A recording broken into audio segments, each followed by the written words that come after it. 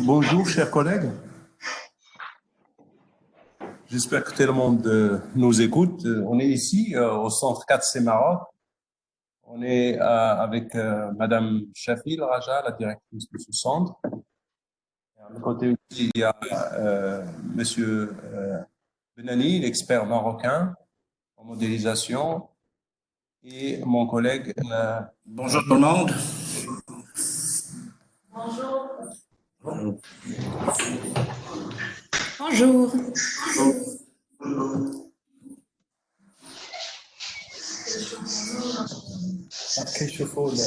Le programme. Bonjour. Le programme. Donc, si vous permettez, donc, on commence. Bienvenue à tout le monde dans cette série de webinaires que le 4C Maroc organise, et j'ai le plaisir aujourd'hui de modérer ce webinaire qui va porter cette fois-ci sur le développement des scénarios des émissions de gaz à effet de serre, de la réduction des NDC dans les pays africains. Tout à l'heure, on va présenter le cas de la ligne du Maroc. Donc, on va dérouler le programme comme suit. Au début, il y a un qui va être prononcé par notre collègue qui représente le clastre, le PATPA, Madame Miyako, du projet SPA. Ensuite, Madame Raja Shafil, directrice du cadre, a la parole. Et par la suite, on va donner la parole à Sina Wartman, expert à Ricardo, pour sa présentation sur l'élaboration des scénarios d'émissions des gaz à effet de serre, panorama des outils de modélisation. Suite à ça, on va donner la parole à monsieur. Veuillez couper vos micros, s'il vous plaît. Veuillez couper vos micros, s'il vous plaît.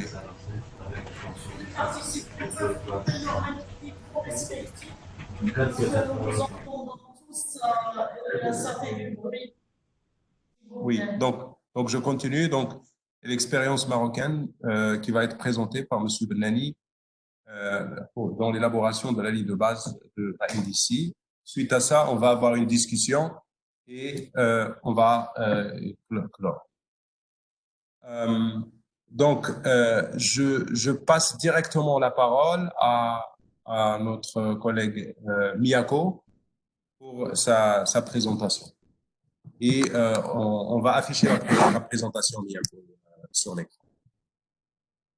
Bonjour, je vous souhaite la bienvenue donc au nom du cluster francophone du partenariat sur la transparence dans l'accord de Paris. Je m'appelle Miyako et je suis conseillère technique dans le secrétariat de ce partenariat. D'abord, ce partenariat est soutenu ou financé par le ministère de l'Environnement allemand. Donc, pour cela, c'est un projet GIZ qui gère ce secrétariat. Le cluster francophone a été créé en collaboration avec la Belgique, la France et la Suisse.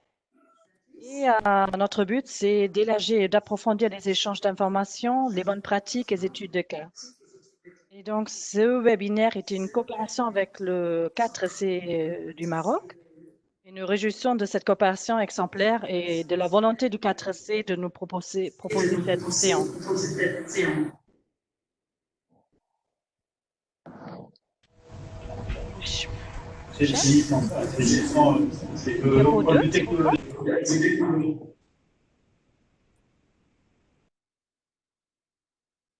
Alors, aujourd'hui, ce webinaire est une étape préparatoire d'un atelier régional qui est organisé conjointement avec la Belgique, la France, la Suisse, l'Allemagne, la FAO, le JSP, le ICAT et le 4C du Maroc. J'aurais besoin de la fiche prochaine, s'il vous plaît, la diapo 2.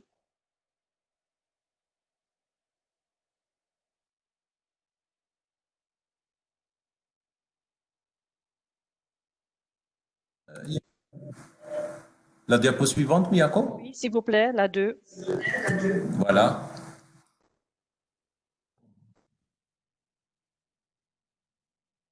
Donc, ce webinaire est une étape préparatoire donc, pour l'atelier en question. C'est un atelier qui va toucher sur les scénarios d'émission de GS pour le secteur de l'énergie et des affaires. Et ça va, en espérant, contribuer à la mise à jour des CDM dans vos pays. Nous avons invité une grande partie des pays donc, francophones en Afrique à participer dans cet atelier. Malheureusement, je regrette de vous annoncer que les dates retenues d'origine ne peuvent pas être retenues parce qu'on réagisse à la suite de la propagation du nouvel coronavirus dans le monde. Donc, une nouvelle date sera à... Néanmoins, l'atelier aura lieu en Tunisie, mais voilà, à une date reportée. Le diapo suivant.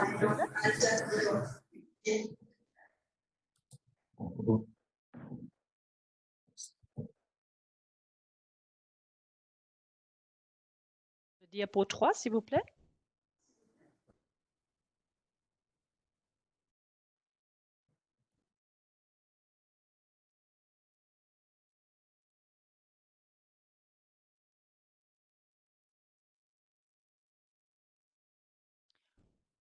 Donc, l'atelier aura toujours lieu en Tunisie et ça sera représenté par le ministère des Affaires locales et de l'Environnement. Le délai, évidemment, on doit aussi le rapporter. On va le communiquer donc prochainement, le nouveau délai au point focaux au CNUC. Juste sachez que chaque pays, trois experts sont invités et seront nominés par le point focal CNUC et on recherche les profils que vous voyez sur le diapo. Maintenant, le diapo, s'il vous plaît. Finalement, je voudrais aussi attirer votre attention sur notre support technique. C'est un service d'encadrement qui est financé par nos partenaires et belges.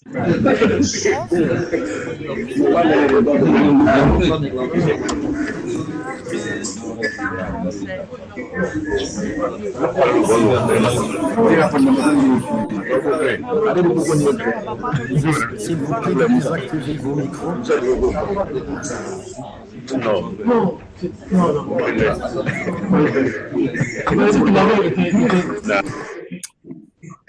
Merci. Alors, ce service d'encadrement est un support qui concerne tous les aspects de mesures, notification et vérification concernant tous les secteurs. Et vous pouvez nous contacter si vous avez donc une question technique au mail suivant que vous allez voir affiché ou sur notre site web. Donc, sans plus tarder, je passe la parole à la directrice du 4C Maroc. Et nous la remercie beaucoup pour donc organiser ce webinaire et je vous souhaite tous une très bonne écoute. Merci à votre intérêt. Merci beaucoup, merci. Bonjour tout le monde. On a l'honneur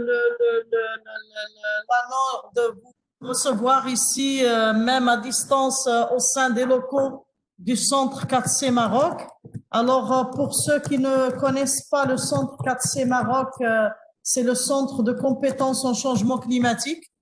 C'est pour ça, comme ça s'appelle Centre de compétences en changement climatique, il y a 4 C.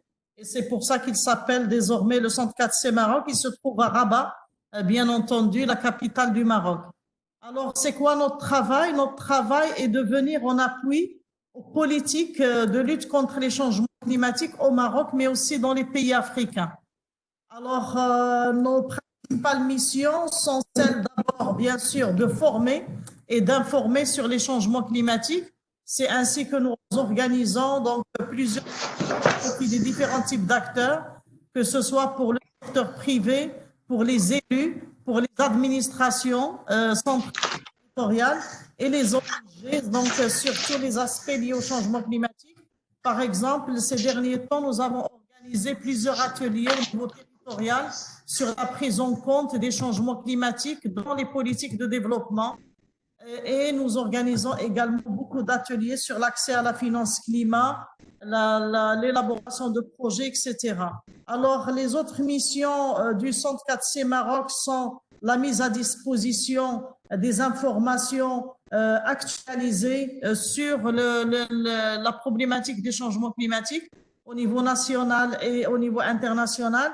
Et c'est ainsi, par exemple, que si vous ouvrez aujourd'hui le site 4C Maroc, vous allez trouver notre nouvelle revue qui s'appelle Les Nouvelles du Climat, qui est une revue online et donc qui, chaque mois, fait le point sur les dernières nouveautés en termes de publication ou d'action de lutte contre le changement climatique, que ce soit au Maroc ou au niveau international. Donc, je vous invite à regarder donc cette revue mensuelle sur notre site qui sort à la fin de chaque mois. Alors, par ailleurs, je vous invite également à regarder une plateforme qu'on vient de mettre en ligne qui s'appelle Initiative Climat du 4C Maroc.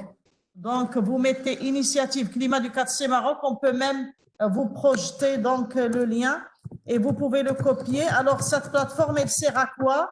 Ben, on a mis dedans une quarantaine d'actions réussies de lutte contre le changement climatique, que ce soit pour l'atténuation ou pour l'adaptation. Et l'intérêt de cette plateforme est que vous pouvez vous-même, de chez vous, donc il y a une rubrique en haut à droite qui s'appelle « Je poste mon initiative » et vous pouvez, si vous connaissez une initiative réussie que vous gérez ou quelqu'un d'autre avec qui vous travaillez gère, vous pouvez toujours poster votre initiative et il y a un comité donc, qui va examiner ces différentes initiatives et les libérer pour qu'elles soient partagées sur notre plateforme. Alors, l'idée, en fait, c'est de mettre les gens d'abord ensemble pour qu'ils puissent échanger entre eux, mais également peut-être que vos initiatives soient visibles pour les éventuels bailleurs ou les éventuels partenaires qui voudraient donc se mettre en contact avec vous, appuyer ces initiatives. Donc, mais je vous invite vivement donc à regarder tout ça sur notre site web et donc je crois que vous allez trouver pas mal d'informations. Alors maintenant, par rapport au sujet qui nous réunit aujourd'hui, qui est celui du MRV et donc des baselines pour mesurer les progrès dans la mise en œuvre des indices. Juste pour rappel, on sait que l'article 13 de l'accord de Paris a établi le cadre de transparence renforcé ou CTR afin de renforcer la confiance mutuelle entre les pays et promouvoir une mise en œuvre efficace de l'accord de Paris. Alors, le cadre de transparence, on le sait, juste pour rappel, il comporte la transparence de l'action qui se réfère à l'action pour l'atténuation et l'adaptation au changement climatique, mais également une autre partie qui est la transparence du soutien, qui fait référence au soutien qui est reçu et fourni dans le cadre de la mise en œuvre de la NDC. Alors, on sait que le cadre de transparence exige notamment de chaque partie la remise d'un rapport national d'inventaire des émissions anthropiques des gaz à effet de serre et des informations nécessaires pour suivre les progrès dans la mise en œuvre et la réalisation des CDM. Alors, les modalités, les procédures et les lignes directrices du MRV devraient ainsi promouvoir certains principes, dont notamment l'amélioration continue de l'information et de la transparence, avec une amélioration de la fréquence et de la qualité des rapports, en utilisant bien entendu des critères de transparence, d'exactitude, d'exhaustivité, de cohérence et de comparabilité. Alors, ceci exige également de la flexibilité en fonction de la capacité propre des pays, en particulier les petits États insulaires en développement et les PMA, et concerne la fréquence de transmission des rapports, le niveau de détail et l'examen technique donc qui est moins fréquent. Alors, l'un des autres principes également pour ces systèmes de transparence, c'est l'intégrité environnementale, bien entendu, qui signifie que les modalités, les procédures et les lignes directrices devraient éviter le double comptage à la fois des émissions et des réductions des émissions de gaz à effet de serre. Et enfin, l'efficacité, qui vise à éviter les doublons ou le chevauchement des différents rapports. Alors, en fait, le système MRV, ça revient à quoi?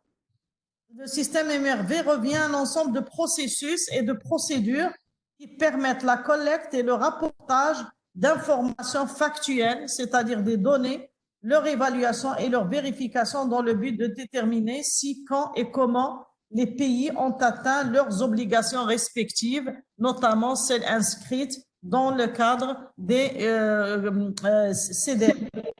Le système MRV, bien entendu, vient également limiter les lacunes actuelles au niveau de la collecte, du partage d'informations sur les émissions de gaz à effet de serre et les engagements d'atténuation, mais aussi de l'aide fournie ou reçue pour atteindre les objectifs de la CDR. Maintenant, pour le cas du Maroc, le CATC Maroc, à la demande du ministère de l'Environnement du Maroc, qui est le point focal de la Convention, a lancé, avec l'appui d'experts marocains et étrangers, l'élaboration du système MRV au Maroc. Alors, ce système MRV va comporter le MRV relatif aux émissions de gaz à effet de serre, le MRV relatif aux actions d'atténuation, c'est-à-dire tout ce qui est suivi, évaluation des résultats des politiques ou des projets d'atténuation, et enfin le MRV des supports et des ressources, c'est-à-dire le suivi de l'octroi et de l'obtention des ressources, donc pour l'appui à la CDN, que ces ressources soient financières ou technologiques, qui sont fournies par d'autres États ou des organisations internationales, ou bien fournies par le Maroc lui-même, puisque le Maroc apporte également à plusieurs pays africains pour soutenir leur politique climatique. Jusqu'à maintenant, donc, on a démarré l'élaboration du système MRV au mois de novembre dernier. On a analysé les différents systèmes MRV existants dans le monde, c'est-à-dire qu'on a fait une sorte de benchmark pour nous inspirer un petit peu de ce qui se passe au niveau international et choisir, bien sûr, le meilleur modèle qui serait bon pour le cas du Maroc en tant que pays en développement, mais qui tient quand même à ce qu'il y ait une certaine transparence dans ce qu'il fait, surtout que, comme vous le savez, il a présenté aux Nations Unies une CDN qui est assez robuste et qui est jugée assez ambitieuse, et donc il tient aussi à avoir un système MRV donc qui soit tout à fait robuste et transparent. Alors après, on est en phase de consultation des différentes parties prenantes qui fournissent les données concernant les émissions des gaz à effet de serre. Donc, nous réunissons régulièrement l'équipe des différents ministères qui suivent avec nous le MRV, ici même, donc au sein du CATC Maroc, avec l'appui des consultants. Et donc, nous nous concertons avec eux sur les différentes phases d'élaboration de système MRV. Et donc, par la suite, une fois que le système MRV sera conçu, donc il y aura plusieurs sessions de formation donc pour les parties prenantes pour qu'elles puissent alimenter et utiliser ce système MRV donc qui sera mis en ligne. Maintenant, l'accès à ce système MRV, on est en train d'étudier que ce sera un accès différencié donc pour la partie marocaine et pour les autres partenaires et les parties prenantes. Alors, avec qui nous sommes en train d'élaborer ce système MRV? Il y a toute une équipe, en fait, où il y a le CITEPA France. Donc, le CITEPA, vous le savez, est un organisme donc français qui appuie la France, notamment dans ses inventaires des gaz à effet de serre, son système MRV, etc. Et donc, nous avons une équipe de CITEPA, mais qui travaille avec une équipe marocaine de ECI, donc qui est un bureau d'études marocain, qui a donc, comme beaucoup de bureaux d'études marocains, donc une grande expérience dans ce domaine, notamment dans le domaine des politiques climatiques, etc. Et également, il y a avec nous un autre organisme qui est donc le OIO, donc l'Office international de l'eau de la France, donc qui nous aide également donc dans ce processus de mise en œuvre du système Émerveille. Donc, voilà un petit peu où est-ce que nous sommes. Alors, peut-être pour terminer, j'aimerais juste dire un mot du travail que nous sommes en train de faire avec les commissions climat en Afrique pour appuyer leur politique climatique. Alors, depuis la COP22 en 2016 à Marrakech, le 4C Maroc s'est mis donc à la disposition des pays africains, notamment des 3 commissions climat en Afrique, à savoir la commission climat du bassin du Congo, la commission climat du Sahel et la commission des petits États insulaires. Alors, juste pour donner un exemple, par exemple, nous avons appuyé tout le processus d'élaboration donc du plan climat de la région du Sahel sur tout le long du processus. Et maintenant, on est en train de préparer le lancement de l'étude de préfiguration du Fonds climat du Sahel avec la commission climat du bassin du Congo. C'est le 4C Maroc avec ses partenaires qui a lancé donc l'étude de préfiguration du Fonds bleu du bassin du Congo, qui, à mon sens, est une étude très réussie et qui est dans ses phases finales aujourd'hui et qui a débouché sur l'identification de quelque chose comme 215 projets dans les 16 pays membres de la Commission climat du bassin du Congo et donc le fonds climat, le fonds vert du bassin du Congo donc et sera mis en place dans quelques mois donc puisqu'on est dans la phase finale de cette étude. Donc voilà, et en plus de ça, nous organisons plusieurs ateliers de renforcement des capacités au profit donc des pays africains à la demande de plusieurs partenaires, qu'ils soient internationaux ou qu'ils soient nationaux comme le département de l'environnement du Maroc. Donc voilà, j'ai été heureuse de partager avec vous ces informations sur le système de transparence marocain et j'espère donc que vous allez pouvoir donc tirer profit de toutes les informations et les documents donc qui sont sur notre site. Alors juste au passage, je signale aussi que nous avons un catalogue de formation que nous vous demandons de regarder. Et donc, si jamais vous ou les partenaires qui vous soutiennent êtes intéressés par une ou plusieurs formations qui sont sur notre programme de formation, nous pouvons discuter avec plaisir des modalités donc de mise en œuvre de ces formations, soit chez vous, dans vos pays respectifs, soit ici même au 4C Maroc à Rabat. Voilà, donc merci. Merci beaucoup, Madame Chafil, pour cette présentation et aussi ces informations très utiles que vous avez partagées avec nous sur le rôle du 4C et l'importance que le 4C est en train de prendre. Maintenant, pour un petit peu focaliser sur les scénarios des émissions, je passe tout de suite la parole à Sina de Ricardo pour sa présentation. Sina, à toi la parole. Merci beaucoup. À tous.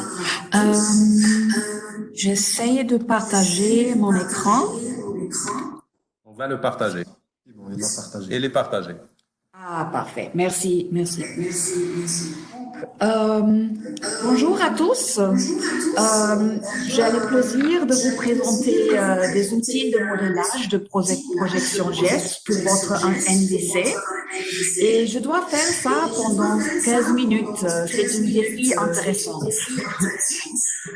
Donc, dans ma présentation, nous allons voir pour quelles raisons on a besoin des projections des GES, quels facteurs faut-il prendre en considération afin de choisir un outil pour faire ces projections, et on verra plusieurs outils disponibles.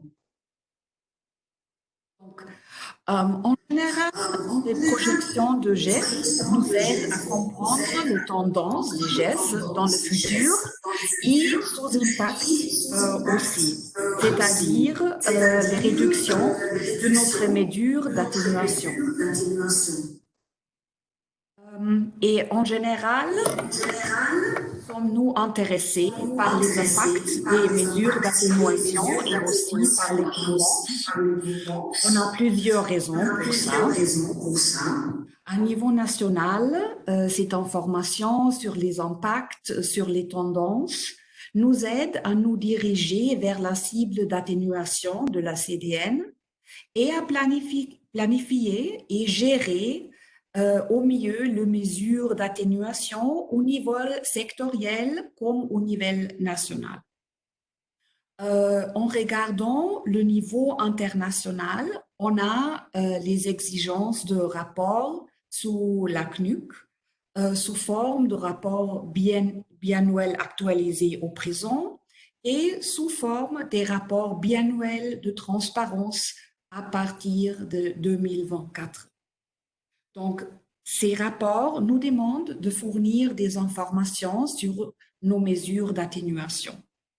Le rapport biannuel de transparence aussi nous demande de fournir des projections, mais ça, ce n'est pas une exigence obligatoire.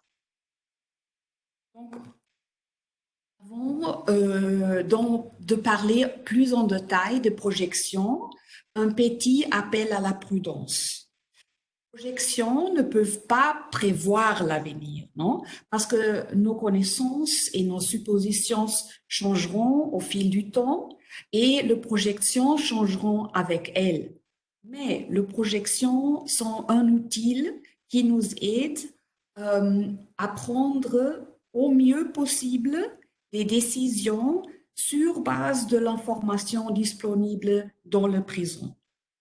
Sur l'affiche, en ce moment, vous pouvez voir un exemple des États-Unis. Ce sont projections de CO2 et comment ils ont évolué au fil du temps.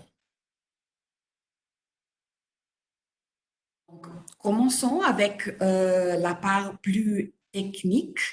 On a plusieurs démarches générales pour la modélisation de la projection de GES que je veux vous présenter. On n'a pas le temps pour en parler en détail, mais c'est très utile de le présenter rapidement pour comprendre le base. On va expliquer ça en plus détail dans l'atelier. Donc, on peut répartir le démarche en 4 catégories. La première, c'est la catégorie qu'on appelle macroéconomique, ou DO en bas. On a 2 sous-catégories, mais on ne va parler pas de ça en détail. Donc, quand on parle de système ou de perspective en basse, on prend une perspective macroéconomique, on regarde tout le système de haut, c'est-à-dire on ne regarde pas le sous-secteur, on ne regarde pas le technologie, mais on regarde, par exemple, la demande d'électricité et de combustible et la demande de produits. La deuxième démarche s'appelle des basonnants, c'est à revers de la première, donc on appelle ça la démarche technologique. En ce cas, on regarde le secteur et le sous-secteur et leur type de production. Autrefois, on a 2 subsecteurs, subcatégories, et on va parler de la première. En regardant les utiles, on va parler de l'optimisation. On a des démarches hybrides qui combinent les démarches macroéconomiques et technologiques. On ne va pas regarder un exemple de ça. Et finalement, on a une démarche de comptabilité et une démarche un peu plus simple, des démarches des hauts en bas et des bas en haut, parce qu'on ne regarde pas le système. Ce qu'on fait, on fait une ligne de base et on ajoute des mesures d'atténuation et ces réductions à ces lignes de base. Mais avec ces mesures, on n'a pas un change complet du système comme on a avec les autres systèmes. Et on va regarder ces 4 systèmes de comptabilité parce qu'ils sont plus faciles à utiliser. J'ai un problème à changer le diapo. Ah, maintenant.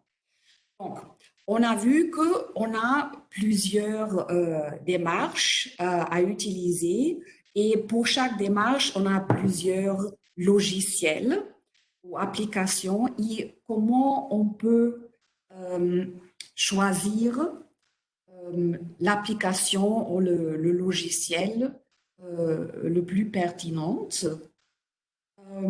Donc, on a beaucoup de facteurs, par exemple, l'expertise disponible, le données disponible, le coût de licence. Donc, on a certains systèmes qui sont gratuits, il y a des autres pour lesquels il faut payer une licence. La flexibilité du système.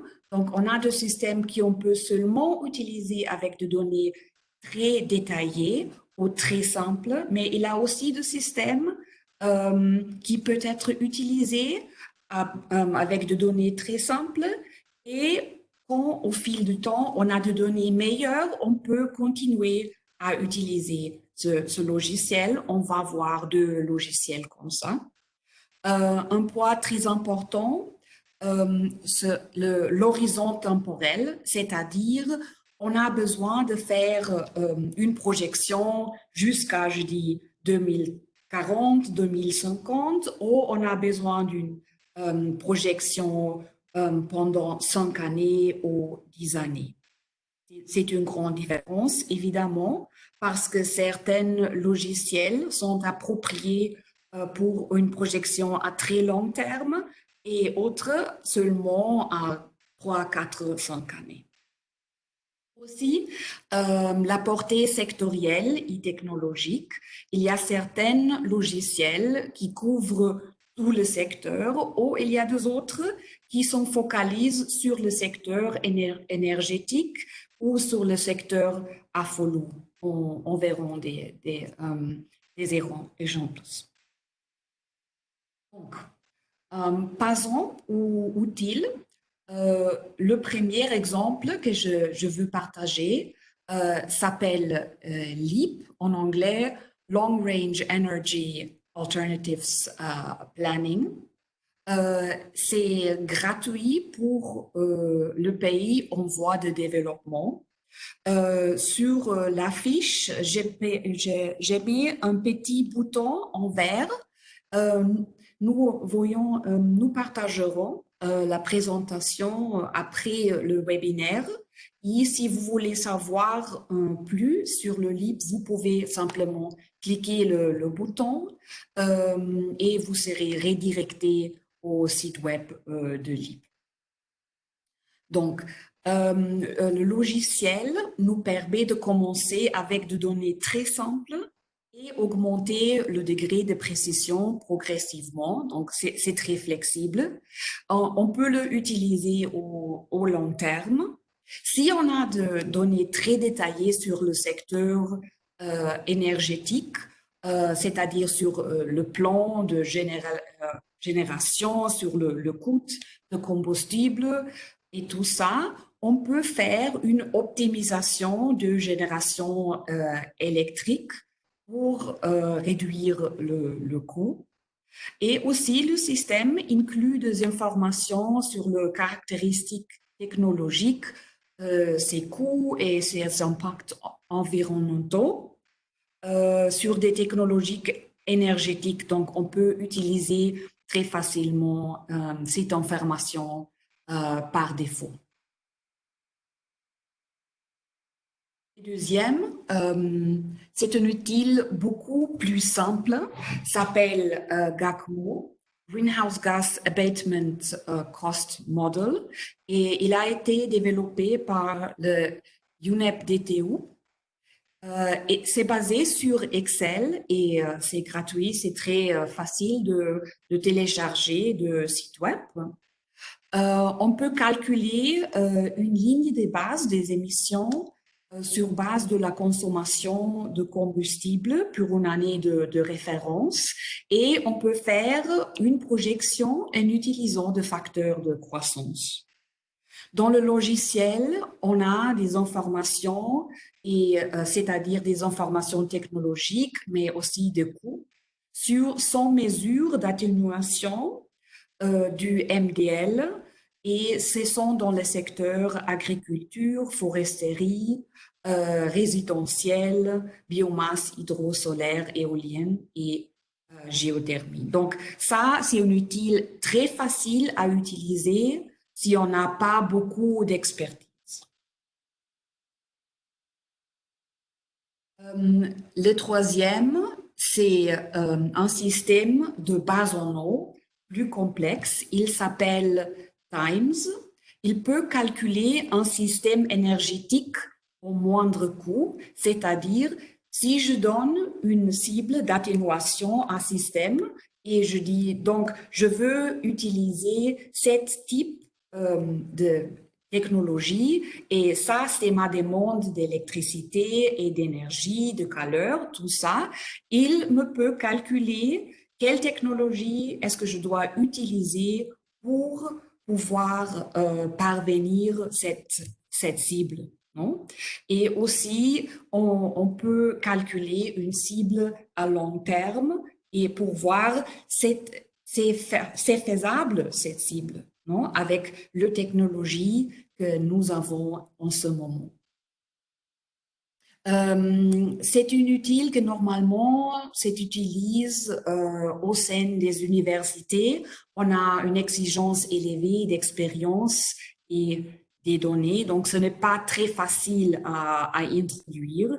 C'est quelque chose qu'il faut vraiment utiliser, non, à long terme, non, pour en bénéficier. Et c'est gratuit aussi. Finalement, non, pas finalement, on a encore deux. Le Prospects Plus, c'est un logiciel très nouveau, développé seulement l'année dernière. On peut développer des projections énergétiques ou trajectoires d'émissions à long terme. Et si on veut, on peut aussi estimer les impacts de certaines bénéfices, comme la génération de postes ou la salut. C'est aussi basé sur Excel et gratuit. On peut faire le calcul d'émissions est à base d'indicateurs sectoriels, par exemple, l'intensité d'émissions de la production d'électricité. C'est aussi un logiciel flexible. On peut commencer avec des démarches simplifiées dans quelques secteurs. Ce sont le secteur résidentiel, transport, ciment, fer et acier. Et si on a des données plus détaillées, avancées, on peut utiliser le démarche normale.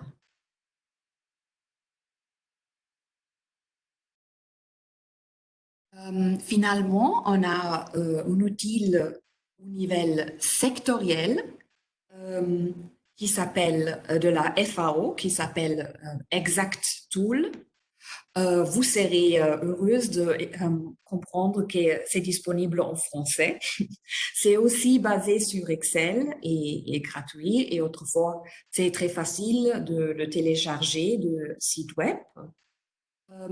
Le tool Exact, c'est focalisé sur le secteur agriculture et foresterie et on peut l'utiliser pour estimer le bilan carbone des mesures dans ces secteurs.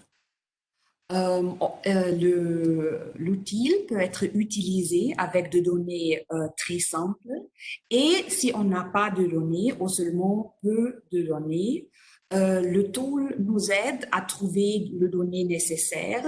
Il aussi inclut les données de la FAO. Donc, un petit synthèse. On a beaucoup de facteurs à considérer en choisissant un logiciel pour la projection GES. Les fonctions, la portée sectorielle, l'horizon temporel, le fonction souhaitée, mais aussi la disponibilité de données, d'expériences et ressources et tout ça. Donc, ici, on n'a pas le temps pour présenter tous les facteurs et les outils les plus pertinents pour ces facteurs, mais je vous présente des scénarios typiques et le logiciel le plus pertinent pour chaque scénario. Donc, si on cherche un outil pour le secteur foresterie et utilisation de terre, et on n'a pas de données détaillées, on peut choisir l'outil exact de la FAO, par exemple.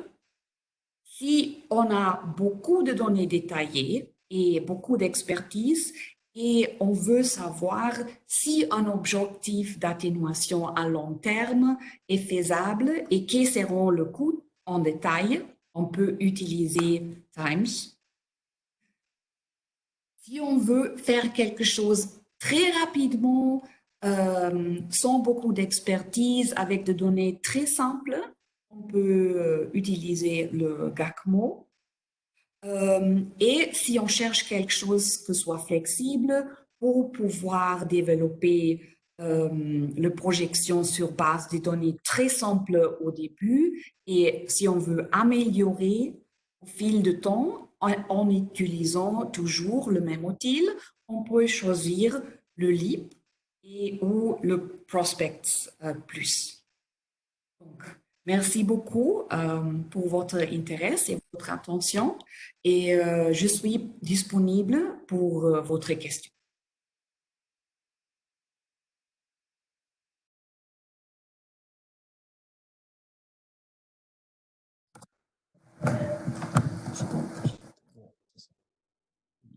Très bien. Merci beaucoup, Sina, pour cette présentation. Donc, très riche, qui a fait le tour des différents modèles existants et des critères de choix par les pays d'un ou de l'autre modèle. Donc, sans trop tarder, je donne directement la parole à Monsieur Abdelkarim Ben Ali. Et désolé pour avoir écrit Abdelaziz au lieu d'Abdelkarim. Abdelkarim Ben Ali est expert du bureau d'études marocain Noratec. Il a accompagné notamment en 2015 et 2016 le Maroc pour l'élaboration de son INDC et de son INDC. Il a développé les modèles et des lignes de base pour le modèle du Maroc. Donc, je donne la parole à M. Ben Ali.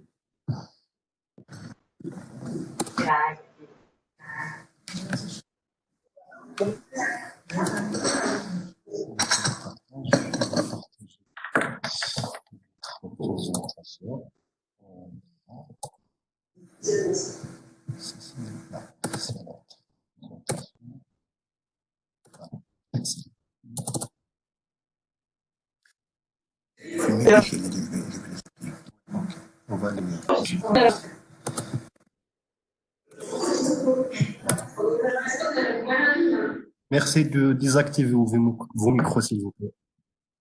À vous la parole.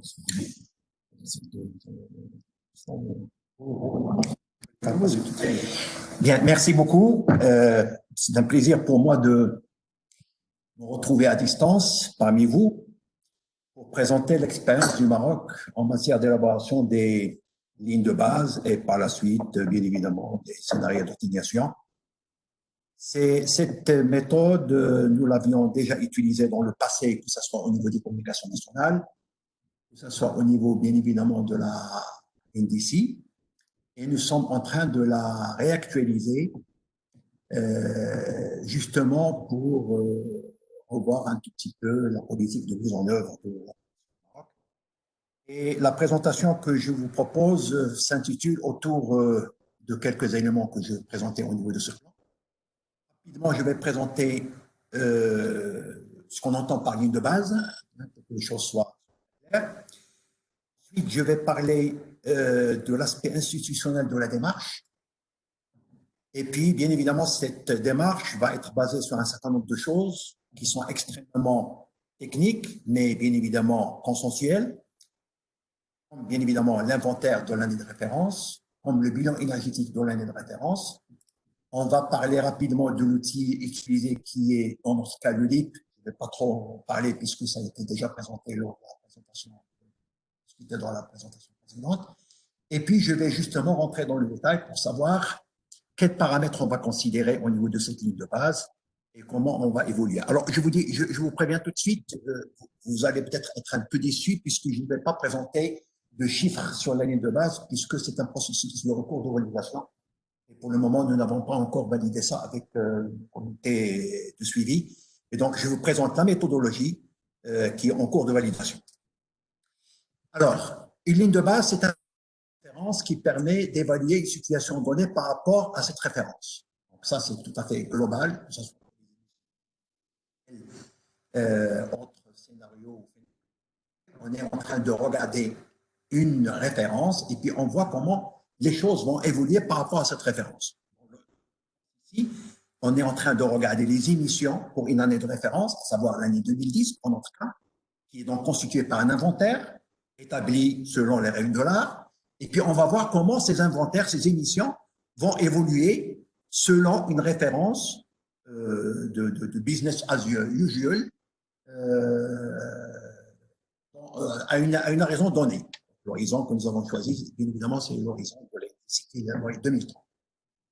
Donc, c'est la situation future la plus probable dans le cas où il n'y aurait pas de changement majeur dans les activités socio-économiques des pays dues à une action volontaire. C'est-à-dire, en fait, au cours du processus, je ne peux pas prendre une décision volontaire de dire, au lieu de faire du charbon, je vais faire du solaire au cours du processus. Si je fais du solaire, c'est une action d'atténuation qui va être considérée comme telle. Mais si j'ai choisi de faire du solaire avant l'année de référence, je vais pouvoir intégrer le solaire dans l'année de référence, dans le scénario d'émission. Donc, il faut que ça soit très clair dès le départ. C'est une action volontaire. Si elle est prise avant, elle est dans la ligne de base. Si elle est prise après, c'est une action d'atténuation. Donc, c'est le scénario tendanciel, donc le business as usual. Donc, on va supposer que ce business va être établi en prolongeant à l'identique à l'horizon, à un certain horizon, les observés pendant le passé proche. Donc, je vais observer, par exemple, en 2010, ce qui s'est passé avant 2010, disons de 2000 à 2010, et puis j'ai un certain nombre de paramètres socio-économiques dont je vais parler par la suite, qui ont évolué d'une certaine manière, et je vais donc les projeter à l'identique dans le futur. Un scénario de référence peut intégrer aussi des effets, des politiques et mesures adoptées officiellement avant c'est ce que je disais tout à l'heure. S'il y a des actions qui ont été prises avant l'année de référence, elles seront considérées dans les scénarios de référence. Le choix de scénario de référence n'est pas neutre. Le choix du scénario de référence n'est pas neutre par rapport à l'amplitude des effets recherchés de l'action volontaire. Il est clair que, en l'occurrence, par exemple, quand on parle de l'industrie, chaque pays va chercher à choisir son année de référence de telle sorte que son engagement soit le plus facile à atteindre. Donc, c'est quelque chose qui n'est pas neutre, c'est quelque chose qui est décidé dès le départ et pas considéré. C'est une décision politique du planificateur qui doit. C'est pour ça que dans les indices, on va trouver des années de référence qui sont très différentes des années d'un pays à l'autre. On prend des pays qui ont pris 1990, des pays qui ont pris 2005, des pays qui ont pris l'objectif par rapport à l'intensité énergétique, l'intensité des émissions, etc. Donc, tout ça, c'est quelque chose qui est bien évidemment choisi en fonction de l'objectif du planificateur. Alors, j'en viens maintenant à l'aspect institutionnel. Pour faire ce travail-là, le Maroc a opté pour... Merci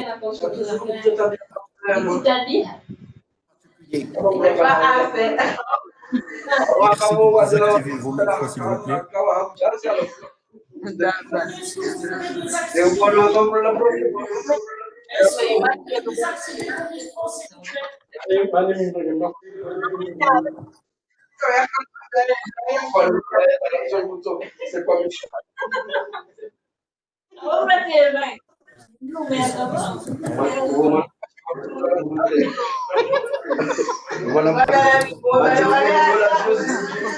Si vous désactivez vos micros, s'il vous plaît. Excusez-nous,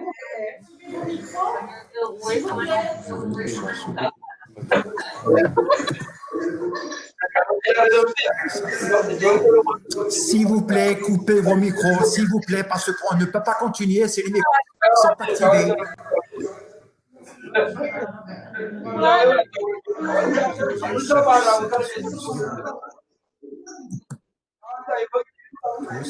C'est ce que je suis en train de faire, mais lui,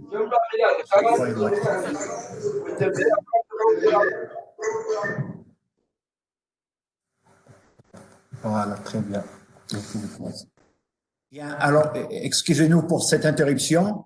On reprend donc la présentation. Je disais que nous allons parler de deux systèmes institutionnels. Le premier, c'est un comité international de suivi. Il est composé de représentants des départements et organismes en relation avec les émissions de gaz à effet de serre et du changement climatique en général. C'est un comité qui va faciliter la collecte des données nécessaires, par exemple à la ligne de base, mais également à l'élaboration des projets d'atténuation.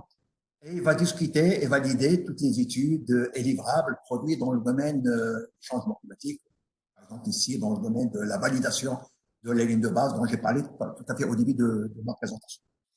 Et nous avons un autre système qui a été érigé officiellement au niveau du ministère officiel du Maroc par un décret, qui est le système national d'inventaire de gaz à effet de serre, qui est un organe de rapportage des émissions de gaz à effet de serre de la Convention à l'occasion des communications nationales, des CDN et autres bures.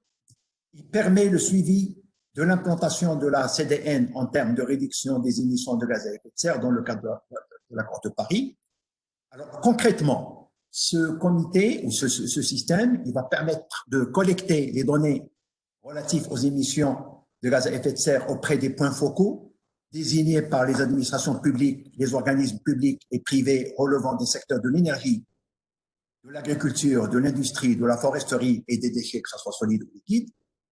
Bien évidemment, ces points focaux ont des sous-points focaux. C'est-à-dire, en fait, quand on va prendre, par exemple, un ministère qui est point focal, par exemple, pour tout ce qui est émissions dans le secteur industriel, eh bien, ce ministère, il va désigner d'autres points focaux qui sont plus sur le terrain, qui vont lui fournir des informations, par exemple, sur l'industrie du métaux, l'industrie chimique, l'industrie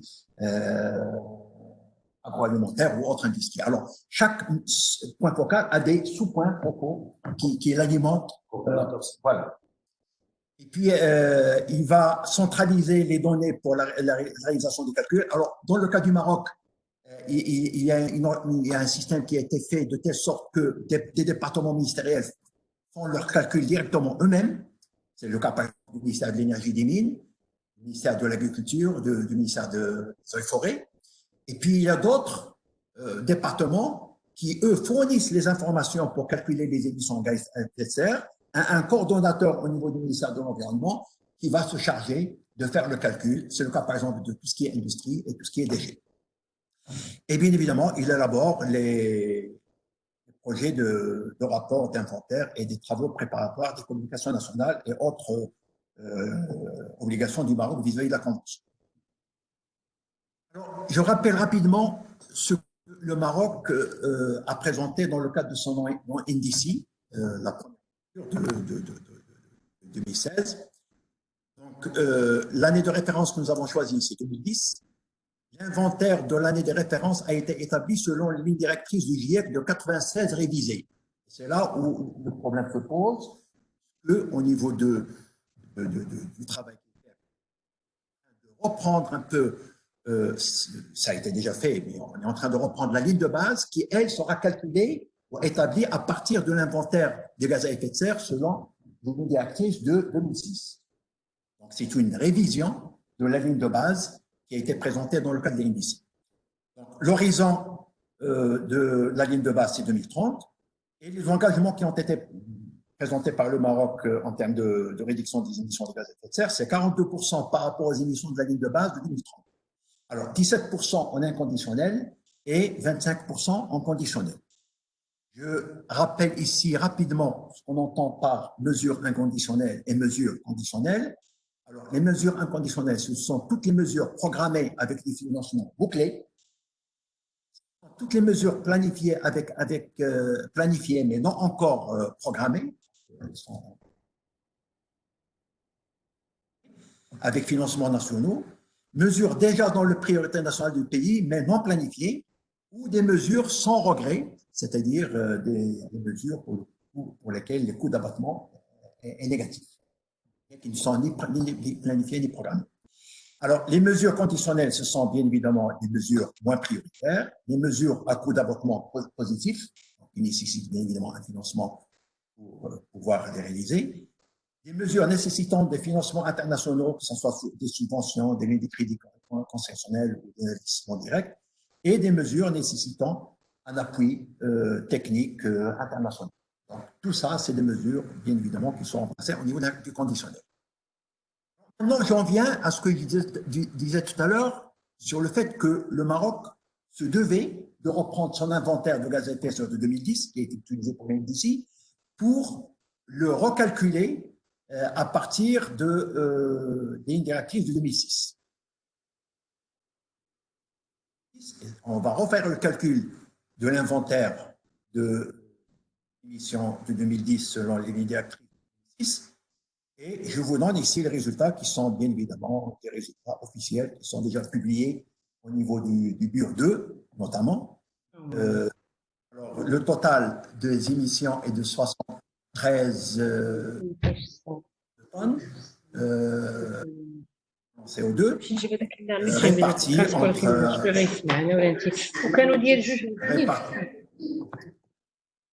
répartis entre 47,7 millions de tonnes pour l'énergie, à peu près 6 millions pour les procédés industriels et utilisation des produits, à peu près 19,2 millions pour l'agriculture, 2 millions pour la forêt, c'est-à-dire en fait que le bilan net de la forêt est un bilan qui a une source, si vous voulez, un puits, pardon, excusez-moi, un puits, et puis les déchets, 4 millions de tonnes.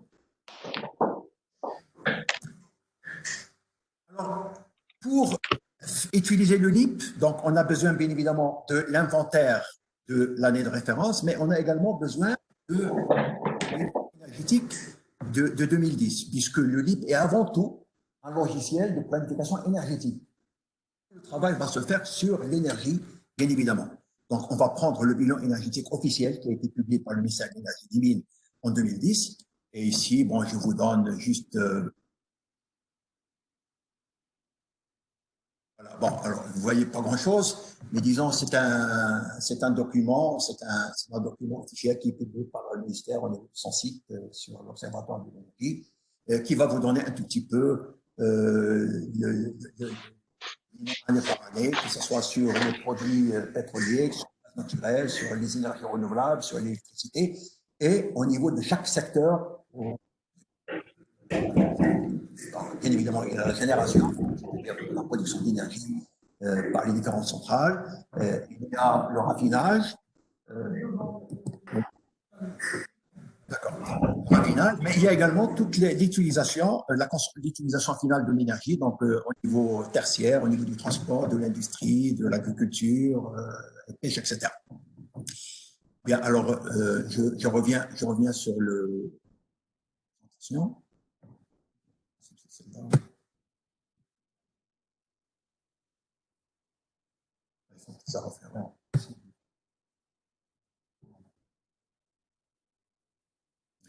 Voilà, donc ça c'est le bilan. Donc, maintenant, les outils utilisés, c'est le LIP, donc planification à long terme des énergies renouvelables, développé. C'est l'objectif, c'est l'intégration énergétique des scénarios de diminution de gaz à effet de serre. Donc, c'est une application, on peut l'appliquer nationale, régionale, globale, etc. Donc, données requises, moyens ou faibles, ça a été alors dit par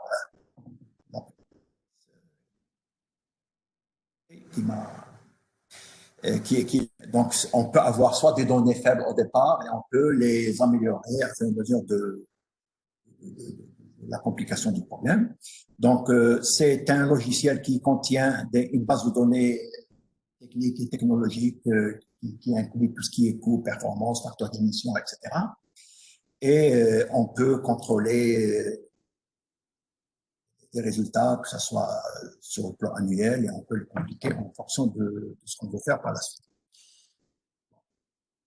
Et j'en viens maintenant sur les paramètres d'évolution à considérer. On va prendre l'utilisation du LIP, tous les paramètres macroéconomiques et démographiques clés. Ensuite, on va prendre pour le modèle énergie toutes les demandes énergétiques des ménages, toutes les demandes énergétiques du transport, de l'industrie, du tertiaire, de l'agriculture et pêche, mais également toutes les transformations d'énergie ou raffinage. Pour les modules non énergie, donc les modules émetteurs qui ne sont pas liés à l'énergie, donc par exemple, c'est toutes les émissions qui vont provenir de procédés industriels hors énergie, donc, puisque les procédés industriels énergie vont être considérés dans les domaines énergétiques de l'industrie. Donc, si je prends les émissions des gaz à effet de serre non énergie pour le procédé industriel, même chose pour toutes les émissions dans le domaine de l'agriculture, tout ce qui est gestion du fumier, etc. Toutes les émissions ou absorption du modèle utilisation des terres, changement d'appréciation des terres et puis toutes les émissions dues aux déchets, que ce soit liquide ou solide. Alors, on va introduire sur les LIP les valeurs d'activité des différents paramètres clés dont j'ai parlé tout à l'heure et leur intensité. Et puis, on va ajuster les paramètres afin de recouvrir les valeurs des bilans énergétiques et celles de l'inventaire des émissions de gaz à effet de serre pour l'année de référence. Donc, le LIP, premièrement, on va regarder l'année de référence. L'année de référence, une fois qu'on a introduit tous les paramètres dont j'ai parlé tout à l'heure et sur lesquels je reviendrai, il faut absolument qu'on retrouve premièrement l'inventaire qui a été calculé d'une manière rigoureuse par les lignes directrices du GIEC de 2006. Donc, on va retrouver, il faut qu'on retrouve les 73,8 millions de tonnes dont on a parlé tout à l'heure. Il faut qu'on les retrouve au niveau de l'année de référence, au niveau du LIP. Et il faudrait également qu'on retrouve, bon, peut-être pas exactement à 100%, mais à un degré acceptable, les valeurs données par le bilan énergétique, puisque le LIP est avant tout, comme j'ai dit tout à l'heure, un logiciel de planification énergétique. Donc, il faut qu'on retrouve au point de départ, à savoir l'année de référence, les valeurs données par le bilan énergétique.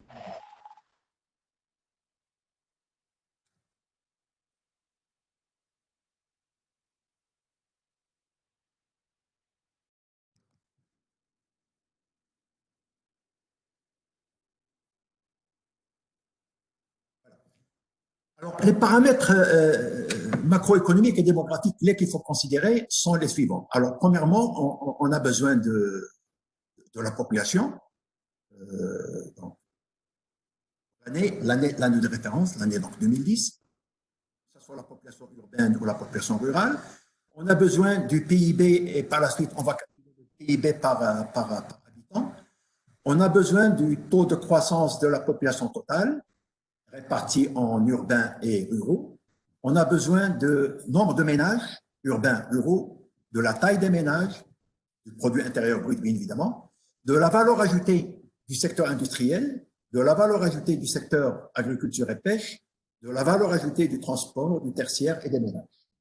Ça, c'est les données qui sont donc du haut en bas, hein, comme ça a été expliqué tout à l'heure. Alors, les paramètres d'évolution qu'on va considérer sont bien évidemment le ménage, transport, industrie, agriculture, donnés par exemple dans ce fichier-là.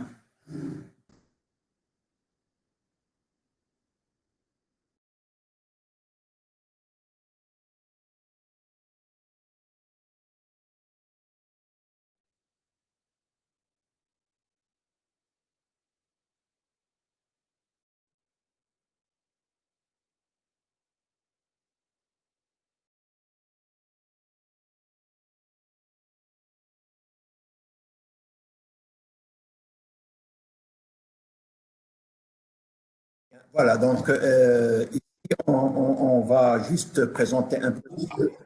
Alors, c'est des tableaux pour le moment qui ne sont pas encore remplis. Enfin, le travail est déjà fait, mais il n'est pas encore validé. Donc, on aura besoin, par exemple, ici, par exemple, pour la demande énergétique des ménages, donc on va rentrer sur les ménages urbains. On va voir un tout petit peu quels sont les équipements.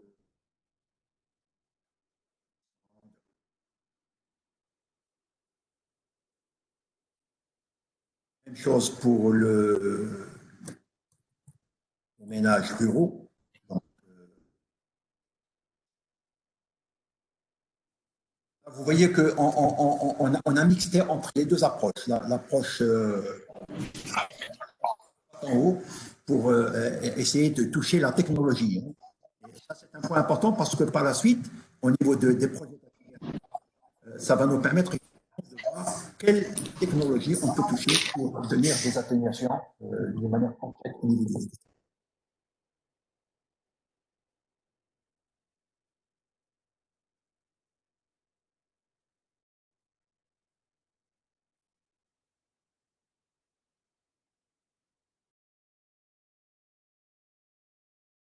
Là-bas, je défile.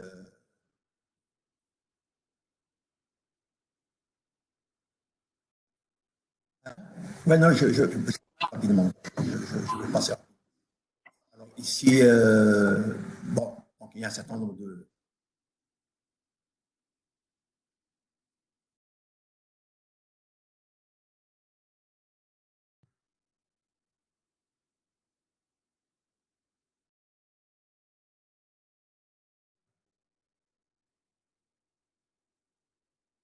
Voilà. Alors, pour la génération d'électricité, donc, la même chose, par exemple, pour en 2010, en 2010, qu'est-ce qu'on avait, par exemple, comme capacité d'aller en centrale à vapeur, donc sur centrale turbine à gaz, en parc éolien, en cycle combiné, en diesel, en STEP, donc les stations de transfert d'énergie en électricité importée, en apport de tiers, en solaire, etc. Et puis, la production, bon, bien évidemment, on va faire on demande l'utilisation, la disponibilité, les priorités, quelle tranche utiliser pour faire à la demande journalière, donc au niveau de la courbe de charge. Et puis, les dernières colonnes, c'est comment vont évoluer jusqu'en 2030. Donc, ça, c'est bien évidemment toutes les hypothèses d'évolution. Pour la partie non-énergie, on va prendre les valeurs d'émissions données par l'inventaire des gaz à effet de serre en 2010, donc exprimées ici, par exemple, pour l'industrie minérale en équivalent CO2. Donc ici, par exemple, c'est 5,6 millions de tonnes. Et puis, on va faire une hypothèse, business as usual. Donc, même chose pour l'industrie du métaux, les usines énergétiques de produits, et puis les gaz fluorés. Alors, pour l'agriculture, même chose, la fermentation entérique, donc exprimée CH4, la gestion du fumier exprimée en deux gaz, CH4 et oxyde nitreux, sol agricole en oxyde nitreux, et urée en CO2. Alors, la forêt, c'est une oui, mais il se décompose entre, bien évidemment, et d'autres secteurs qui sont absorbés. Quand on fait sur la forêt, bah, il y a bien évidemment l'absorption de la forêt, mais il y a également toutes les émissions qui sont dues, par exemple, à l'utilisation ou alors aux coupes ou aux incendies.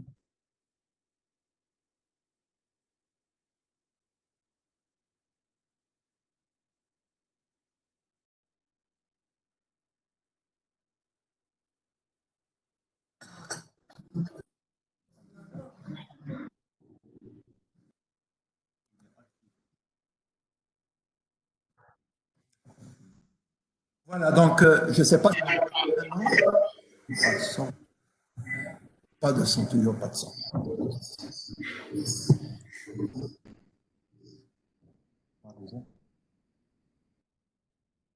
Sang.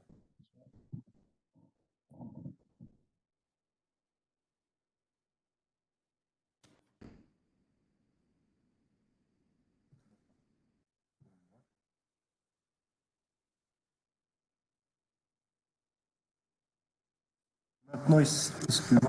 Bon, maintenant,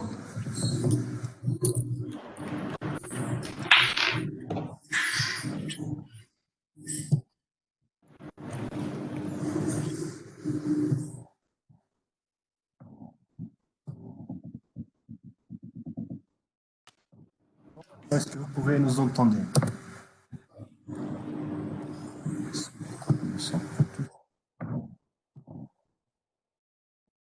Ça coupe souvent.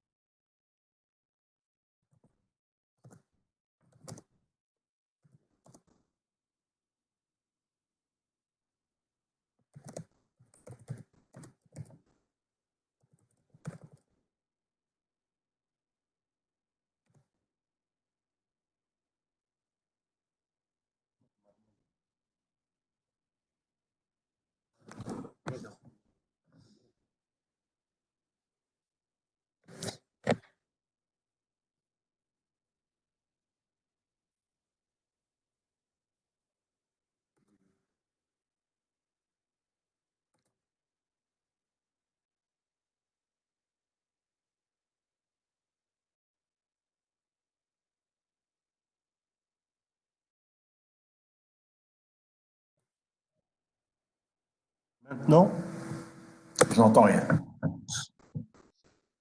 oui, ça marche. Donc, Ah. il y a quelqu'un qui a confirmé. Merci beaucoup. Donc, on continue. Merci de confirmer si le son est clair par chat. Merci. Bien, alors en fait, ce que j'étais en train de présenter, c'est bien évidemment toutes les évolutions, toutes les valeurs à l'instant de référence, l'année de référence, donc des émissions des modules non énergie, donc tout ce qui est industrie non énergie, agriculture, forêt et déchets, et puis comment ces émissions vont évoluer jusqu'à 2030.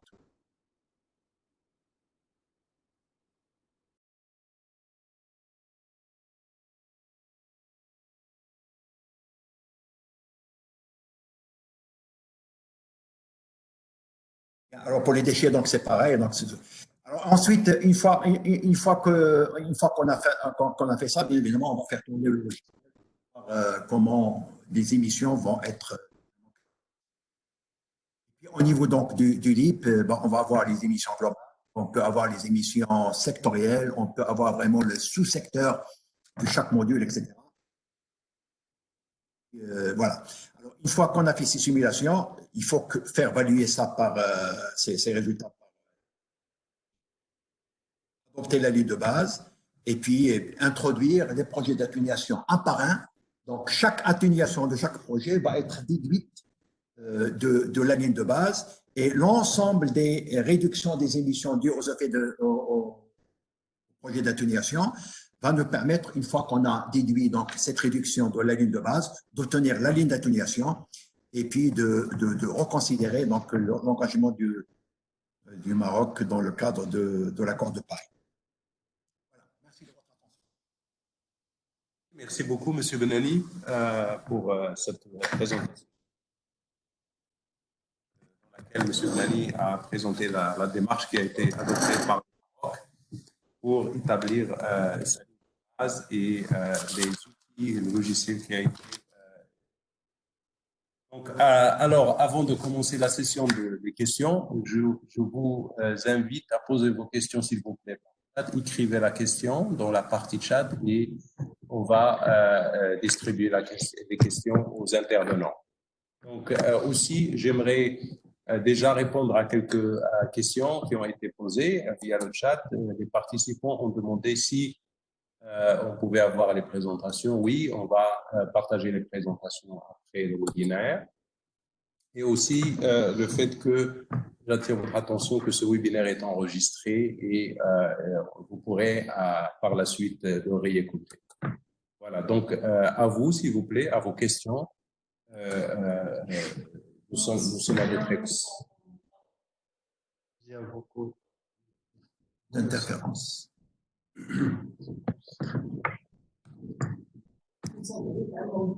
Non, c'est Il y avait. Il y avait. Ah, il y avait. Et maintenant, c'est bon? C'est bon, tout le monde nous reçoit maintenant? Très Oui, bien. très bien. Donc, s'il vous plaît, nous avons arrêté le son à tout le monde, mais posez vos questions, s'il vous plaît, par chat et on va désactiver pour les experts pour qu'ils puissent répondre. Pour les personnes qui ont un problème avec le son, vous pouvez juste quitter la session et revenir et le problème sera réglé majoritairement. Vous pouvez continuer, s'il vous plaît.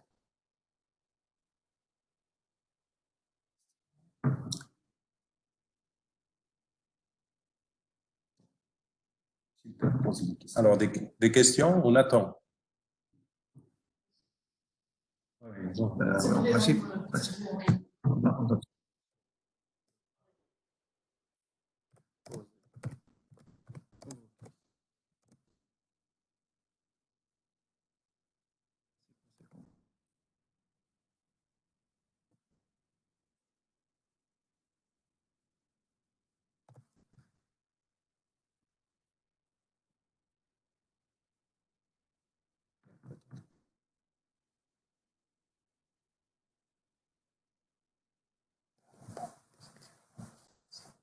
Est-ce que vous nous entendez? Est-ce que l'un de vous a une question ou demande d'éclaircissement? Voilà, on a des questions ici.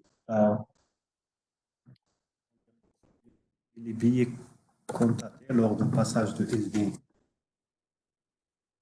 Très bien, merci pour cette question. Donc, il y a Agrignan, Asso Sam, qui pose la question suivante. Les biais qui sont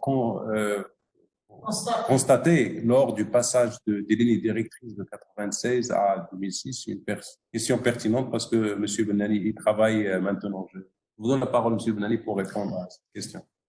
oui, alors bon, il y a des modules pour lesquels il n'y a pas beaucoup de changements entre les lignes directrices de 96 et 2006. Mais par contre, il y a d'autres pour lesquels il y a effectivement des changements. Je pense notamment, par exemple, pour tout ce qui est procédé industriel, où la restructuration, disons, la typologie des industries a été revue.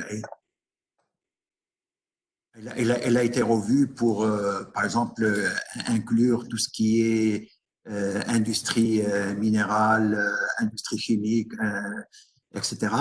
Et puis, il y a également un certain nombre de facteurs d'émission qui ont changé, qui font que finalement, bien évidemment, les choses changent. Et puis, il y a quelques techniques de calcul qui ont été revues avec plus de précision, notamment au niveau du secteur agricole. Donc, tout ça, bien évidemment, c'est très technique. On ne va pas pouvoir répondre d'une manière très, très détaillée module par module. Mais il y a des petites modifications qui font que finalement, bien évidemment, les choses...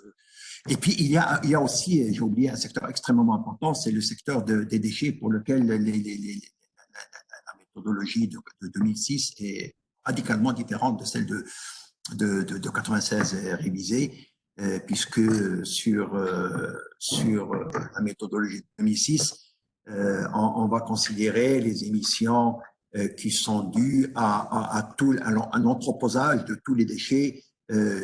On va remonter très très loin.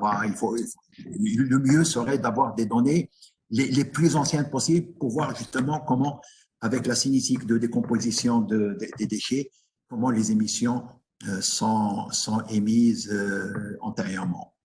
Alors qu'avant, c'était essentiellement sur les quantités de déchets déposés annuellement. Voilà. Il y a donc une autre question de Djibril qui pose la question, est-ce que le fait que chaque pays choisisse une date de référence qui lui convient n'aura-t-il pas d'impact? Oui, c'est sûr que ça a d'impact, mais disons que ça c'est au niveau de l'INDC. L'INDC n'a pas défini des règles et des directives qui sont communes par tout le monde. Tout ce qui est sûr, c'est que tout ce qui est demandé, c'est au pays, c'est de voir quelles sont les réductions qui sont sur lesquelles ils vont s'engager sur la période de 2020 à 2030. en fonction d'un certain nombre d'objectifs initiaux qu'ils ont choisis au départ. Mais c'est vrai que c'est une question pertinente pour laquelle peut-être les futures discussions de la Convention pourraient apporter des précisions pour unifier un tout petit peu le choix de l'année de référence. Il est vrai que ça soit sur l'année de référence ou même sur l'indicateur de l'engagement. Il y a des pays qui ont choisi, par exemple, les émissions par rapport à l'année de référence. Nous, par exemple, au Maroc, on a choisi les émissions par rapport aux émissions qu'on aurait en 2030. Il y a d'autres pays qui ont choisi uniquement de suivre un indicateur, par exemple l'intensité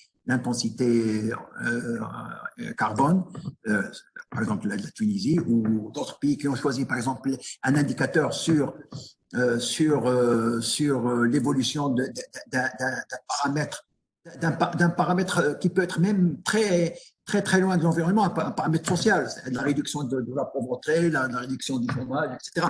Donc c'est vrai que c'est un tout petit peu très hétérogène, voilà. Mais ce qui est important, c'est s'engager et voir comment respecter l'engagement avec un système MRV qui permet effectivement de vérifier et de valider l'engagement pris par chaque pays. Alors, une autre question, c'est de savoir, au niveau d'un pays donné, est-ce que la date de référence devrait être la même pour tous les secteurs? Et peut-être je donne la parole à Sina pour répondre à cette question et donner un peu quelques éclaircissements, surtout qu'il a présenté les différents outils qui peuvent être utilisés. Et peut-être un pays peut choisir d'utiliser pour un secteur donné un outil et pour un autre secteur un autre outil. Sina, à toi la parole. Oui. On a plusieurs possibilités. Comme vous avez très bien dit, on peut utiliser plusieurs outils. En fait, le pays développé souvent utilise cette démarche. Donc, pour exemple, il utilise Times pour déterminer la trajectoire à long terme. Mais après, ils utilisent des autres outils, LEAP par exemple, ou des outils développés au niveau national pour certains secteurs. Et finalement, ils regardent toute l'information de tous les outils et ils prennent une décision. Donc, évidemment, c'est une démarche plus complexe parce que ça nous prend encore plus de temps, plus d'expertise, plus de données, mais on a plus d'informations, non? Donc, on peut prendre une meilleure décision. Et c'est vrai que la plupart des outils, ils sont focalisés sur le secteur énergétique, non? Et si on veut faire quelque chose dans le secteur de procédés industriels, par exemple avec le F-gaz ou dans le secteur de la utilisation de terre, c'est meilleur d'utiliser un outil sectoriel.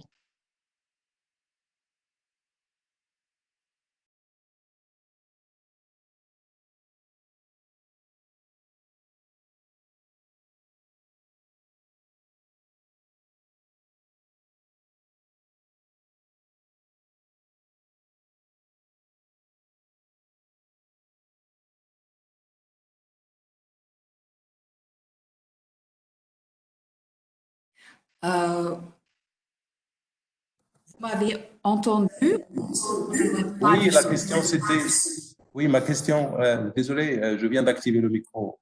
La question sur GACMO, est-ce qu'il existe une version française de GACMO et un tutoriel d'orientation pour l'utilisation? Je ne suis pas sûre. Je n'ai pas vu qu'il existe en français, mais donnez-moi un moment pour vérifier. En ce moment, je sais seulement que le exact existe en français.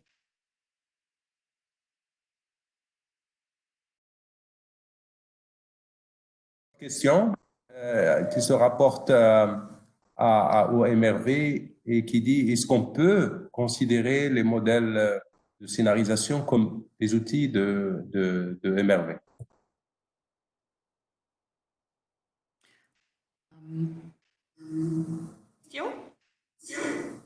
OK. Donc, je dirais que vraiment, oui. Ces outils de scénario, ils forment part d'un système de MRV. Donc, ils ne sont pas le système entier, mais regarder dans le futur, c'est un élément essentiel d'un système pour pouvoir entendre comment pourrait être la trajectoire. Donc, de toute façon, encore, il fait collecter des indicateurs, des données sur la mise en œuvre des activités d'atténuation, sur calculer ses impacts. Mais je pense que les scénarios, les projections, ils sont essentiels pour la planification de l'atténuation. Alors, une question que j'adresserai à M. Benali, puisqu'il porte sur le cas du Maroc. Donc, comment le Maroc prévoit l'actualisation de son indice? Quel modèle sera utilisé? Sur quelle base? Et notamment pour les autres secteurs. Bien, alors l'actualisation de l'indice, c'est ce qu'on est en train de faire déjà au niveau de l'actualisation de la ligne de base, puisque comme j'ai dit tout à l'heure, on est en train de reprendre la ligne de base pour rendre l'année de départ compatible avec l'inventaire de ligne directrice de 2006. Premièrement. Deuxièmement, il y a, depuis que le Maroc a présenté son indice, il y a eu le rapport BUR 2 qui a été présenté par le Maroc. Et dans le rapport BUR 2, il y a toutes les mesures d'atténuation que le Maroc avait présentées au niveau de son indice et qui ont été un tout petit peu plus examinées en profondeur. Alors, si je prends par exemple le cas par exemple des plans solaires ou plans éoliens, au niveau de l'indice, le Maroc avait parlé d'un projet de 2000 MW sur le solaire, 2000 MW sur l'éolien, etc. Mais avec le BUR 2, une fois qu'on a réexaminer un peu ces projets, on est rentré dans le détail pour voir sur les 2000 MW solaires et sur les 2000 MW éoliens, concrètement, comment ils se déclinent sur le terrain. Donc là, sur le BUR 2, si vous consultez le BUR 2, vous allez trouver effectivement des projets étape par étape qui sont carrément identifiés et déclinés sur le terrain. Et donc, c'est une action effectivement d'actualisation, sans parler du fait qu'il y a actuellement une prestation qui est en cours au niveau du Maroc, donc avec le GIZ et le 4C, pour justement la mise en œuvre de l'indice. Et donc, on travaille en étroite collaboration avec eux pour, premièrement, qu'ils utilisent un peu la ligne de base qu'on est en train d'élaborer, et puis qu'ils regardent, eux, au niveau des projets d'atténuation, concrètement sur la base de ce qui a été présenté au niveau de l'indice et sur la base de ce qui a été revu au niveau des BUR 2, et sur la base des discussions et concertations qui sont en train de mener avec les différents départements, quels sont les projets qui vont être maintenus ou revus ou corrigés ou supprimés, tout simplement parce que n'oublions pas que quand on parle d'un objectif, par exemple pour le Maroc, c'est 42% des émissions par rapport aux émissions de 2030, on ne définit pas le cheminement de 2010 à 2030. On dit on arrive en 2030, il faut absolument qu'on ait une réduction de 42%. Ça veut dire que concrètement, il y a des projets peut-être qui vont être ajoutés, des projets peut-être dont la faisabilité n'est pas avérée, qui vont bien évidemment être supprimés. Donc tout ça, toute cette discussion est en train de se faire, etc. Alors maintenant, quels outils utiliser? Bien évidemment, on va rester sur les outils du LIP, puisque comme vous l'avez remarqué tout à l'heure, les émissions du Maroc, par exemple en 2010, on est à plus de 60%. 65% énergie, et par conséquent, bien évidemment, on a privilégié l'outil énergétique, qui est donc l'outil LIP. Alors, pourquoi on a utilisé le LIP? Parce que, bon, c'est une expérience que le Maroc a acquise depuis la première, deuxième, troisième communication, et sur lequel il y a actuellement un certain nombre d'expertises qui ont été développées, et puis surtout d'amélioration et de perfectionnement qui ont été ajoutées par rapport aux premières utilisations du LIP. Donc actuellement, on estime qu'il y a quand même une amélioration extrêmement importante qui a été faite par rapport aux travaux antérieurs sur le LIP. C'est pour ça qu'on reste un peu sur le LIP, bien évidemment. Bien, pour Sina, je vois une question. Quelle est la différence entre les modèles d'équilibre général et le modèle d'optimisation?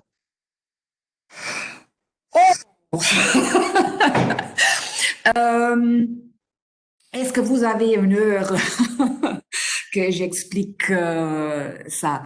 Je pense que c'est plutôt une question pour l'atelier. Je veux seulement vous dire que c'est un peu la différence, c'est de la question qui en fait. On a de systèmes où on veut on a de conditions cadres, non? Et on veut un équilibre général du système, ou on a de conditions cadres, mais on veut une cible de réduction. C'est très difficile à expliquer rapidement, mais c'est vraiment la perspective qui change.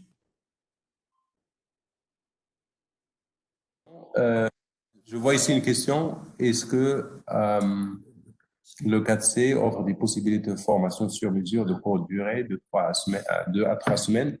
La directrice du 4C vient de nous quitter il y a un moment, mais vous avez entendu tout à l'heure, elle a dit qu'ils ont développé un catalogue, ils sont en train de préparer les étapes pour le déployer. Donc, certainement, c'est ce genre de formation qui est attendue du 4C. D'autant plus qu'il y a une expertise qui est développée au Maroc par rapport à l'utilisation de ces outils et qui peut être vraiment... Moussaïd, je crois que vous avez sauté ma question. J'avais une question, Moussaïd.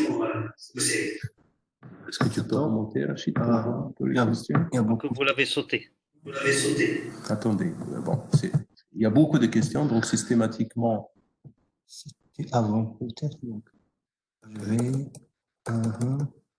Ok, vous pouvez la poser oralement. Oui, c'est Khalid, vous pouvez la poser. Oui, c'est Tom Samani. Est-ce que vous pouvez... Oui, bonjour. En fait, moi, c'était juste ce que j'avais expliqué. Si vous pouvez réexpliquer très rapidement la partie relative à la gouvernance du système MRV Maroc et les étapes à venir. C'était tout simplement ça. Oui, merci, bien reçu. Bon, le système MRV au Maroc, c'est quelque chose qui vient de commencer. C'est un chantier qui vient de commencer. Et surtout, en termes de gouvernance, ce n'est pas encore très clair. Maintenant, c'est les étapes déjà techniques qui sont en train d'être déployées pour notamment dresser la liste des indicateurs, pour l'outil en ligne. Mais la partie gouvernance, qui est l'objet de la question, n'est pas encore entamée. Je suis sûr que le département de l'environnement, bon, vous avez vu qu'il y a récemment la création de la commission changement climatique et biodiversité avec la création officielle de cette commission qui est passée dans le conseil du gouvernement. Mais le département de l'environnement, il se penche sur ce chantier. C'est dire que sur le plan technique, ça avance en termes d'élaboration des indicateurs, et sur le plan gouvernance, et ça vient de commencer. Merci beaucoup. Oui, il y a une autre question. Est-ce qu'on peut avoir plus de précisions sur l'outil GACMO et sur l'opportunité de l'utiliser dans le secteur foresterie? Sina, peut-être, c'est à toi. Je pense que autrefois, je vais vous référer au atelier.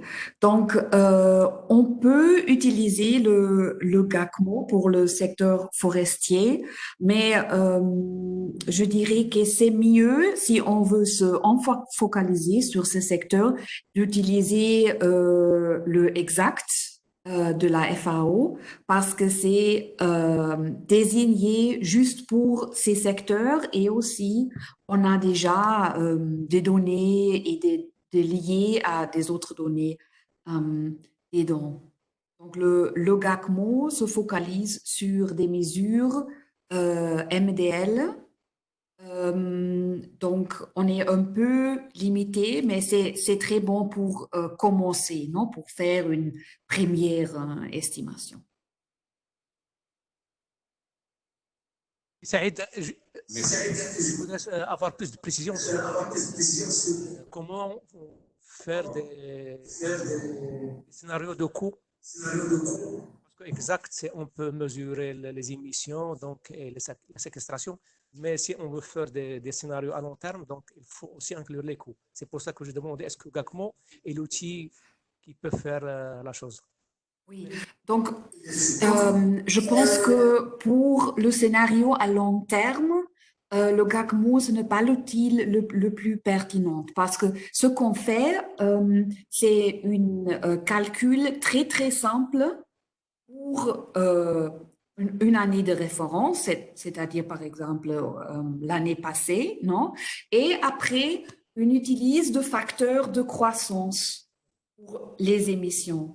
Mais pour le secteur forestier, ça ne peut pas être, ça peut être approprié, mais souvent on n'a pas la croissance typique, non, de l'économie dans le secteur forestier. Donc, je pense que pour ces secteurs, ce n'est pas l'outil idéal pour ça.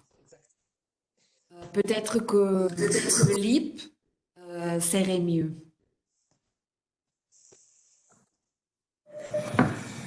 Bien, alors il y a une question sur référence 2010 et ligne de base. C'est important de se remettre en perspective les évolutions telles qu'elles étaient en 2010, non pas ce qu'elles sont aujourd'hui en 2020. Tout à fait d'accord, tout à fait d'accord. Effectivement, ça c'est une difficulté effectivement pour actualiser les lignes de base parce qu'il faut absolument considérer les évolutions des émissions de gaz à effet de serre et se mettre en évidence, se mettre en tête qu'on est en 2010. C'est un peu délicat à expliquer, mais c'est comme ça, parce que les émissions de la ligne de base sont les émissions que l'on prévoit de 2010 à 2020, sans tenir compte, bien évidemment, de ce qui s'est passé réellement en 2010, entre 2010 et 2020. Mais par contre, si des projets ont été planifiés avant 2010 et qui ont été réalisés en 2017 ou 2018, etc., il faudrait le considérer dans la ligne de base parce que c'est bien évidemment des choses qui ont été planifiées avant 2010. Hein. Alors, je donne l'exemple ici, par exemple, de toutes les centrales, par exemple, de production d'électricité, des centrales à charbon, qui ont été planifiées par le Maroc avant 2010 et qui ont été réalisées respectivement en 2013, 2014, 2017, 2018, etc., et qui ont été prises dans la ligne de base, alors que si elles n'étaient pas planifiées, elles n'auraient pas été prises. C'est une difficulté et je suis tout à fait d'accord avec vous.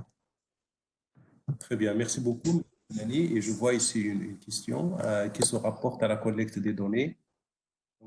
Donc c'est par rapport aux difficultés que nous avons rencontrées dans la collecte des données et qui sont les diverses méthodes de collecte dont nous avons connaissance et que nous utilisons, et les différents acteurs et à quelle fréquence, est-ce qu'il existe une plateforme de transmission de ces données, comment y accéder et comment gérer des acteurs situés dans les zones où la connexion est difficile.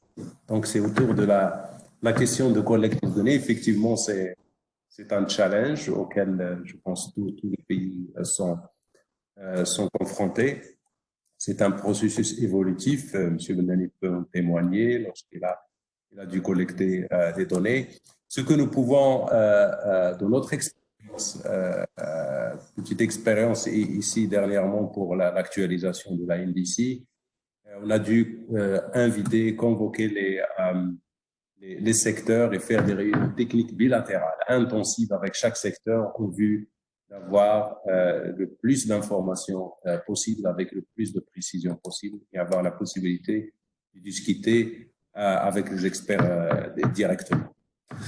Voilà. Monsieur, est-ce que vous voulez que j'intervienne par rapport à cette question pour apporter un complément? Oui, allez-y. Bonjour tout le monde. Je vais intervenir par rapport à la collecte des données en ce qui concerne l'énergie.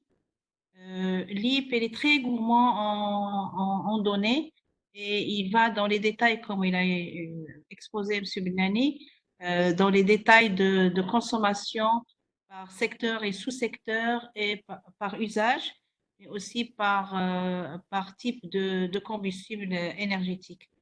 Et là, absolument, il faut passer par, enfin, en ce qui concerne le Maroc, nous avons réalisé des enquêtes de consommation énergétique pour pouvoir enseigner l'IP quand même. Donc, ces enquêtes de consommation énergétique, qui sont assez coûteuses. Nous avons réalisé ça en une fois pour le Maroc, en 2011, 2012 et 2013, pour les secteurs de sport, de l'industrie, du résidentiel et tertiaire. Et j'espère qu'on pourra refaire une autre enquête. Ça va de la fiabilité du bilan énergétique qui vous a été exposé dans la présentation de M. Benani et qui est quand même, c'est la source qui alimente le modèle LIP pour pouvoir faire par la suite, c'est pour décrire le comportement du consommateur énergétique, tous les consommateurs, tous les secteurs, pour pouvoir par la suite faire les projections. Donc, la fiabilité de toutes les données, elle dépend des projections, elle dépend d'abord de la fiabilité. Nous élaborons des clés de répartition pour pouvoir projeter dans le futur. Et c'est un système qui est assez coûteux et il est primordial de réaliser des enquêtes au moins une fois et puis faire ça tous les 5 ans. Si on a des financements, on doit faire ça tous les 5 ans en quelque sorte. Ça, c'est la partie consommation finale. Merci beaucoup, Madame Meshkouri, du ministère de l'Énergie, pour ces clarifications. Et je pense qu'on a dépassé un petit peu le temps. Et maintenant, donner la parole à Miyako ou à quelqu'un de l'équipe du PATPA pour clore le webinaire.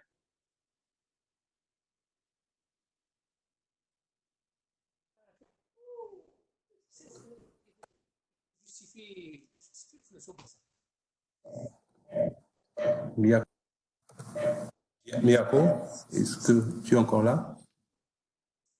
Ok, sinon peut-être on va clore. Je rappelle juste qu'il y aura de Tunis dont la date sera communiquée bientôt et qui va être traité de manière explicite et en présentiel avec des expériences d'autres pays qui vont être présentées et discuter tous ces aspects liés au scénario de référence et les méthodes de modélisation. Donc, je tiens à vous remercier tous au nom du 4C, du PATPA et de la GIZ pour avoir assisté. Et nous sommes ravis que le cluster francophone arrive à tenir ces webinaires et ces échanges. Et nous attendons avec impatience l'atelier de Tunis pour plus approfondir les échanges. Merci beaucoup et à la prochaine.